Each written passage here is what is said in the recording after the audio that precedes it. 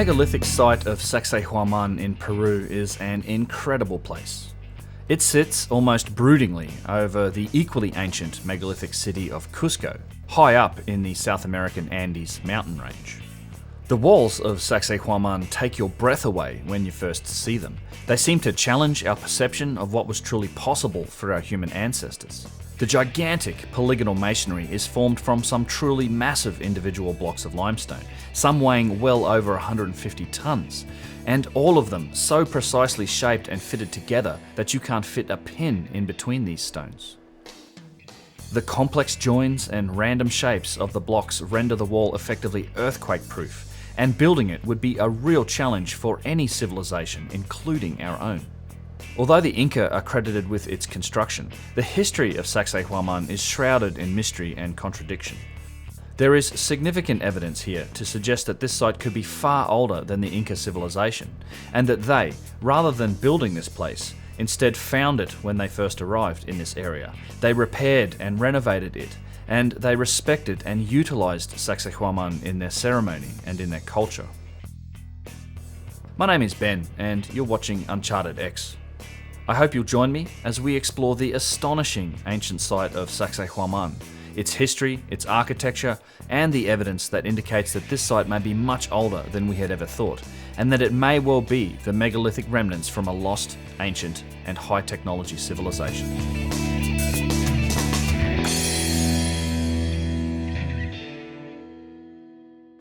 If you ask people to think of iconic South American megalithic sites, Machu Picchu is most likely the answer you're going to get. Now, there's no doubt that Machu Picchu is an amazingly beautiful and unique place. I've been there a few times, and I look forward to visiting it again someday soon. But the masonry work here is really dwarfed when compared to that of Sacsayhuaman. Many sites in the Sacred Valley share this unique polygonal style of masonry. We can find it at Ollantay Tambo. We can find it in the streets of Cusco. It's at Pisac, and it's at many of the other amazing sites in Peru. And all of these walls are just as perfectly shaped and fitted together as the huge stones of Sacsayhuaman. But I can't help but feel like they are nothing but scale models when compared to these just epic walls. If ever there was a place said to have been made by giants, I think this would be it. I've been wanting to make a video on this site for quite some time. To me, this is the most impressive site in all of South America, and it's one of the most enigmatic places on the planet. There's lots to talk about when it comes to Sacsayhuaman, and it's also important to understand that there are plenty of unknowns. As with much of South America's ancient past, there really isn't a definitive answer when it comes to the true history of this place.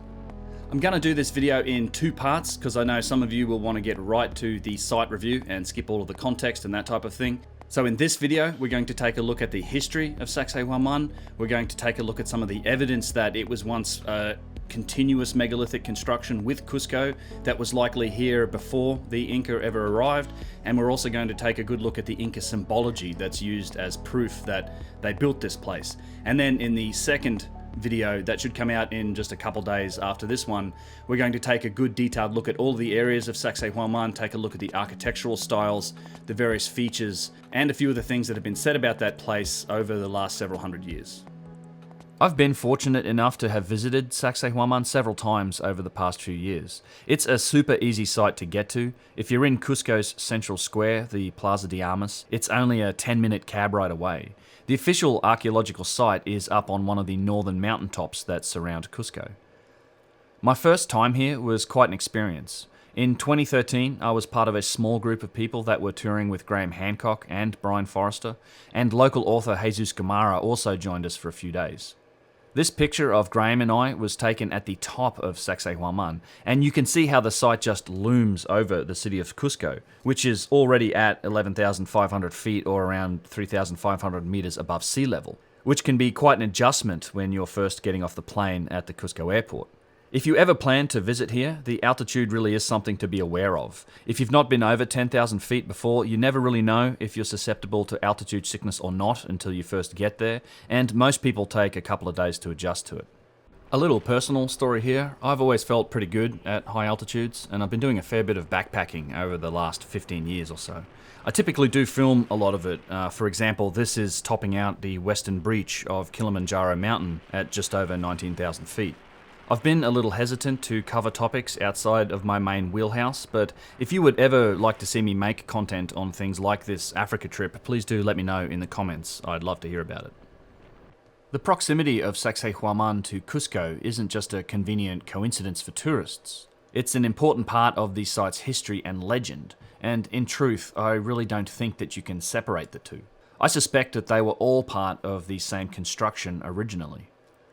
Cusco itself is a megalithic city. It has many streets lined with some jaw-dropping megalithic architecture, and at its core lays the Coricancha, a huge and vastly ancient megalithic structure. Naturally, the Coricancha is a Catholic church today, upholding that particular institution's tradition of hijacking sacred places around the world and claiming them for itself. I will definitely take a closer look at these megalithic aspects of Cusco in future videos, but these older megalithic parts of the city seem to flow all the way up the hillside to Sacsayhuaman. A good example of this is Manco Capac's palace. He was the first High Inca, and he had his palace built on the same northern hillside as Sacsayhuaman, and this was built amongst the megalithic ruins of what is now known as San Cristobal's Church and Square. So this is the original, probably construction Inca that Manco Capac had done. He was the first of the High Inca, so it's about 1,000 years old. But what you'll notice is the lintels, or the tops of each one of those niches, is linear. And it's actually a different material. It's basalt, so we can say automatically that the Inca found an abandoned site here that was megalithic in nature, and it was made out of basalt. And the basalt is from a quarry 50 kilometers that way, whereas all the andesite, which is the Inca construction, is local stone. And what I'm going to show you next is what remains of the original megalithic work, which I'm sure caused Manco Capac to say, build my palace here, because the ancient ones were here, and also I get to see Cusco. As you can see, this square overlooks Cusco. It's halfway between the Coricancha and Sacsayhuaman. There are still some original megalithic walls here that can be found. These are walls that were repaired by the Inca, all as part of Manco Capac's palace. So you can see that Sacsayhuaman right there. Oh, okay. Oh, yeah. All right. So originally Sacsayhuaman went from the top all the way down to the city. And that's why we find bits and pieces of it. There are a couple of things to keep in mind about the palaces of the High Inca. First of all, there were only 11 High Inca, or 11 rulers, who reigned over the civilization before the Spanish turned up, and the whole civilization was barely 300 years old at that point. Each High Inca would not use the same palace as his predecessor. He would build his own palace in a different location in Cusco. Now, interestingly, it's only the first 7 of the High Inca palaces that contain any megalithic work in their construction at all. The remainder of the palaces up to the 11th High Inca were all built with little tiny stones, just small local stones. They were built with loose and the rough construction style. There wasn't any megalithic components in them whatsoever. How is this possible? According to our orthodox version of history, the Inca did all of the building work across all of their sites, including the megalithic stuff, in this very short few hundred years. There just isn't time to develop the astonishing capability to do this type of precision megalithic work, and then to lose it by the time the 8th High Inca comes into being. It just doesn't make any sense. It's very similar to the issues that I have with the Old Kingdom of Egypt somehow just popping up out of the Stone Age and building everything we see at Giza, at Dashur, in Saqqara, and then somehow losing the capability to do this work. This is obvious. Right. Underneath, this is basalt, again from a quarry 50 kilometers away. Right. On top of it is Inca construction, Right. because the Spanish knew what concrete was. As soon as they came here, they found sources of materials to make concrete, And so they would have used concrete. But the Inca, in this case, this may not have been super significant to the Inca. That's why they didn't do nice, tight work. But you have the difference. Andesite, local, basalt, from a great distance. It makes much more sense if you consider the premise that the Inca found Cusco as an abandoned and destroyed megalithic city, and that each High Inca had megalithic courtyards rebuilt as their palace. And by the time the 8th High Inca rolled around, there were just no more megalithic structures left to rebuild, so they had to use the techniques they knew how to use, and they had to use the local stone. Now, I think this is one of the things that makes Cusco such a magical city. In my opinion, it's one of the oldest and it's certainly one of the most unique cities on the planet.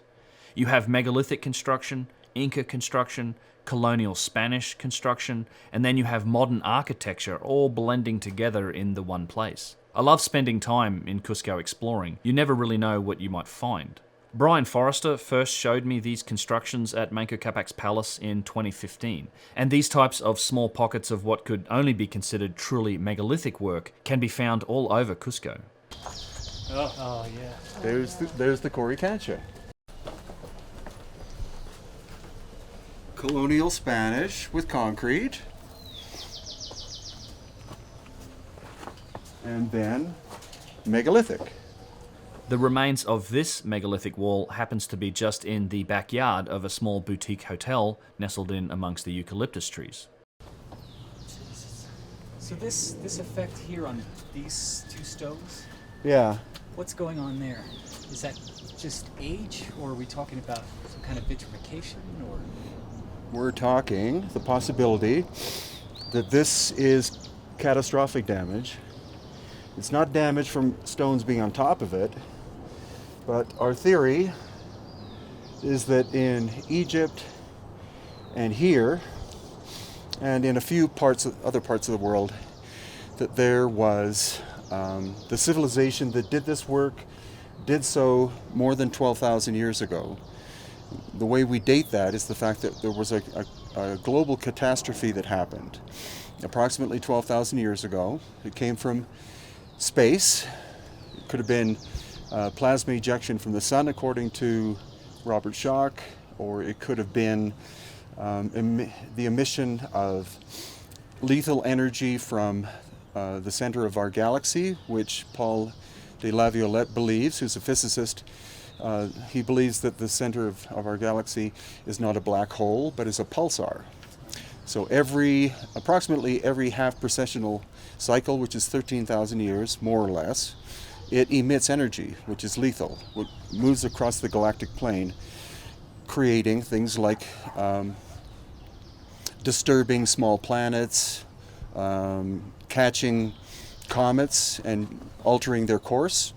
So it could be that a comet did this. And so there was, especially at high altitude as well, like here, that this disturbance was so profound that this could be the damage from that 12,000-year-old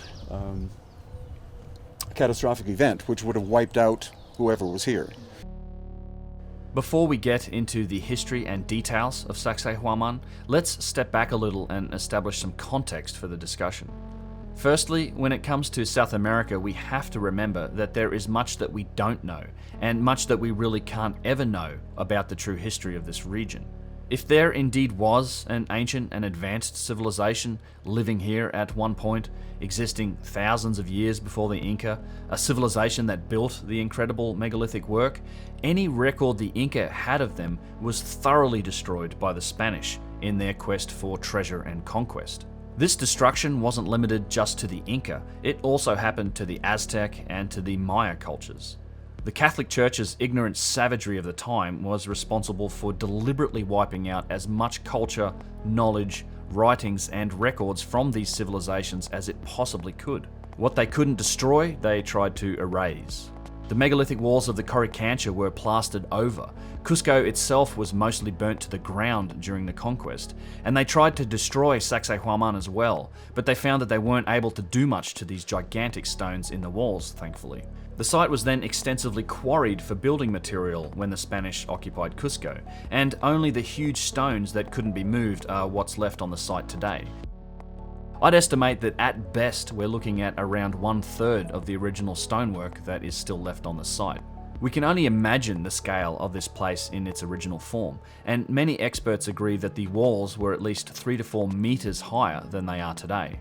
Spanish chronicler Garcilaso de la Vega wrote in 1609 about the efforts of the Spanish at Sacsayhuaman. Quote, "To save themselves the expense, effort, and delay with which the Indians worked the stone, they pulled down all the smooth masonry in the walls. There is indeed not a house in the city that has not been made of this stone, or at least the houses built by the Spaniards." End quote. The remains of Sacsayhuaman were then buried in soil to prevent the locals from drawing any strength from it. The site was more or less lost to history for a few hundred years, and modern excavations here only began again in around 1939. Just to forestall some of the inevitable comments that I'll get that try to justify the actions of the Spanish, I'm well aware that these South American cultures weren't perfect. I know that they were extremely murderous and even destructive themselves at times, and that most of them ultimately died from disease rather than directly on the end of Spanish steel. All of that, however, is completely unrelated to the behaviour of the conquistadors and the behaviour of the frocked zealots in the church that were cheering them on. Two wrongs don't ever make a right, and nothing is a sufficient excuse for the destruction of not just entire civilizations, but also their accumulated knowledge in a deliberate attempt to rob all future generations of people, including you and me, of this precious information about our own past. Another contextual point that I want to make here is that this premise of an advanced ancient civilization existing prior to the Inca isn't some far-fetched idea or pseudoscience, which tends to be the label thrown at anything mainstream archaeology doesn't agree with. There is actually significant circumstantial evidence supporting this premise, much of it coming from the last few decades of scientific research. I'm referring specifically to the discoveries and research into the origins of the human species, and the discovery of the cataclysm and extinction level event that occurred at the end of the Pleistocene some 13,000 years ago. It's called the Younger Dryas Cataclysm. These discoveries should be having a major impact on history, and I've covered these topics in depth in several other videos, so I won't repeat myself here, but all of these videos are linked below. To understand the history and the debate over Sacsayhuaman, we also have to talk a little bit about Inca symbology. A commonly cited proof point that the Inca supposedly built both Cusco and Sacsayhuaman is that in Inca legend, the two sites are shaped like a giant puma, with Sacsayhuaman said to be the head of the puma, and megalithic Cusco forms the body. When seen from above, and with the right selective outline of the streets, it does indeed appear like a stylized puma. This shape isn't reflected in the names of the sites, however. In Quechua, the language of the Inca that is still spoken in this region today, the name Sacsayhuaman translates to place where the hawk is satiated, or satiated hawk. And Cusco, as the center of the Inca civilization, was also known as the navel of the world, but the word Cusco directly translates to rock of the owl. Yet despite these names, the two are said to form the shape of a giant puma when seen from above. And this claim is often cited in literature and online as evidence that the Inca created these sites. This claim would seem to be contradictory to the premise of some unknown ancient civilization first building these sites, and then the Inca coming in much later and repairing them. But as with many aspects of these sites, it's just not that simple. And in my opinion, this so-called puma shape is not an indicator of anything much at all, and it's certainly not proof that the Inca first built this place. To understand why I say that, let's take a look at some other examples of this type of symbolic and spiritual connection that the Inca made to the physical world around them. See if you can spot the shapes on the Inca Roca wall here in Cusco. There's a snake, representing the underworld. And then, just a few paces down using some of the same blocks, there's a puma shape. These types of things are easy to find, and if you ever visit Peru, the guides will point many of them out to you. I showed several examples of this in my Napahuaca video. I'd recommend checking it out if you want to hear a little bit more about the Inca philosophy of Chicana, as told by a really awesome guide that we had when we were down there in Peru named Rogelio. He also pointed out different shapes that related to the Inca culture in the bluestone idol at Napahuaca.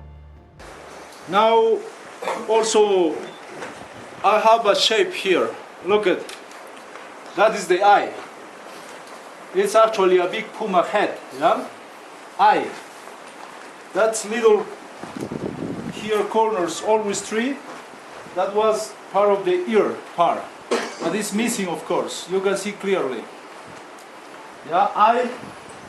That's mean the mouth of puma. What is exactly the connection? And these two protuberance here means connection, and that's the teeth of puma. Also shapes in the facing mountainside at Napahuaca. But also look at, yeah, he's pointing to Cusco also here. Cusco is in the south part. So all this mountain, so I see a face in front. But you see the big hole in front? That is one of the eye. Yeah, the right eye. The left side is almost disappearing.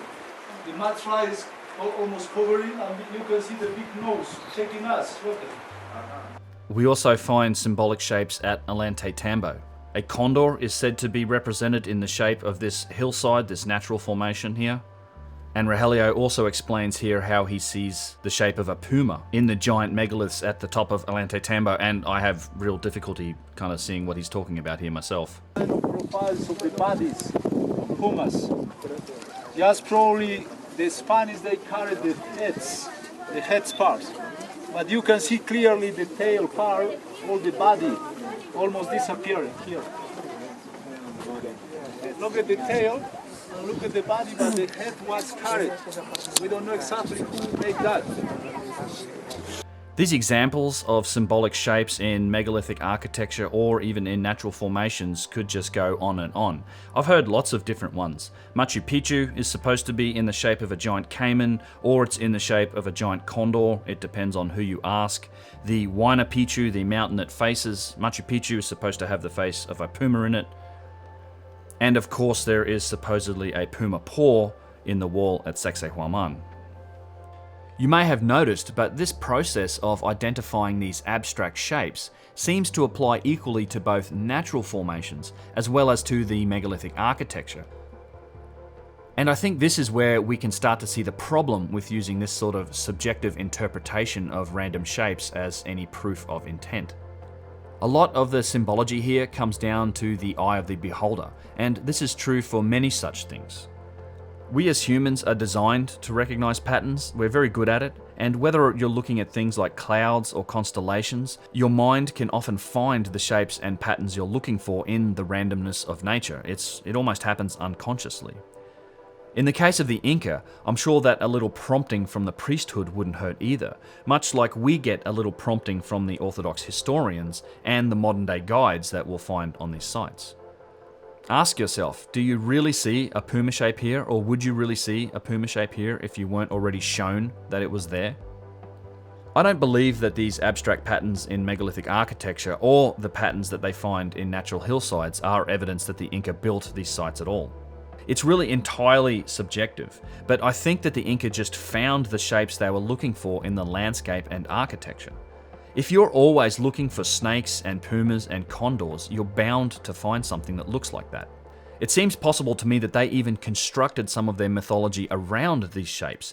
After all, they founded their civilization at Cusco, which was, in my opinion, a ruined megalithic city in the first place.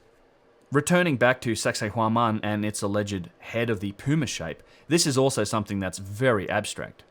This particular interpretation, this puma shape, is something of a sin of omission, as it leaves out many of the other megalithic areas and sites that are in the hills around Cusco, and I think these were probably all connected into the same site originally, and all of these sites were considered to be just as important as Sacsayhuaman.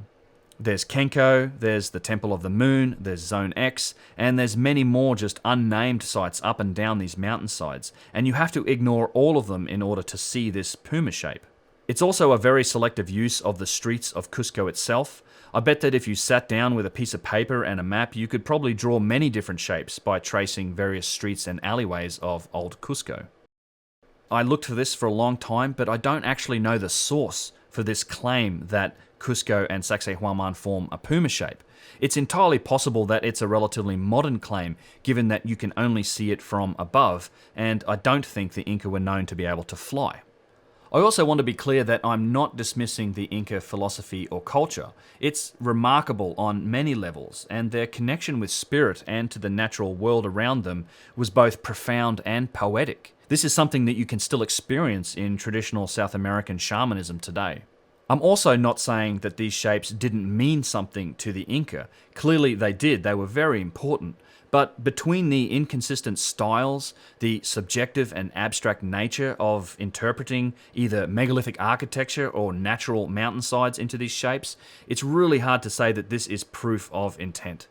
The funny thing is that the Inca themselves don't claim to have built Sacsayhuaman, although there's not really any consistent accounts of what they did say. In terms of most indigenous wisdom keepers, they'll tell you that the site was there before they got there. The other story that you'll hear is that the Inca said that it was built by giants and that it appeared overnight as if by magic. Even orthodox historians and archaeologists today don't really think that the Inca built this site or Cusco itself. They trace the origins of both Sacsayhuaman and Cusco back to the Quilchi culture, which apparently emerged some 300 or 400 years before the Inca, and they say that these guys were responsible for some of the initial building, but that the Inca built the vast majority of the architecture here. There is no real direct evidence that the Inca were even capable of this type of megalithic work, much less any real proof that they actually built these sites.